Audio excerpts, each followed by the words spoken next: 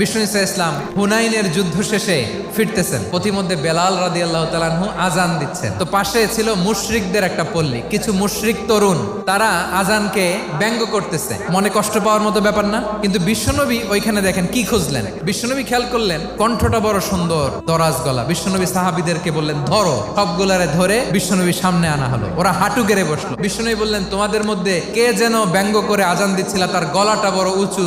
আবু মাহজুরা বলে আমার বন্ধুরা সবাই আমার দিকে আঙ্গুল দেখায়। আবু মাহজুরার মাথায় হাত দিয়ে বললেন এবার আজান দাও দেখি। আবু মাহজুরা বলে আমি তো আজান দিতে জানি না। বিশ্বনবী বললেন তাহলে আসো আমি তোমারে শিখাই দেই। বিশ্বনবী একটা বাক্য পরে, আবু মাহজুরা পরে, বিশ্বনবী পরে, আবু মাহজুরা পরে। আবু মাহজুরা বলে এক একটা বাক্য পড়ি আমার কলিজাটা গলে ঠান্ডা হয়ে যায়। বিশ্বনবীর সাথে দাঁড়িয়ে উনি শাহাদা পড়ে মুসলমান হয়ে গেলেন। বিষ্ণু ইসা ইসলাম বললেন যাও আবু মাহজুরা, আমি তোমাকে পৃথিবীর শ্রেষ্ঠতম মসজিদ মক্কার মসজিদুল হারামের মুয়াজ্জিন হিসেবে অ্যাপয়েন্ট করে দিলাম।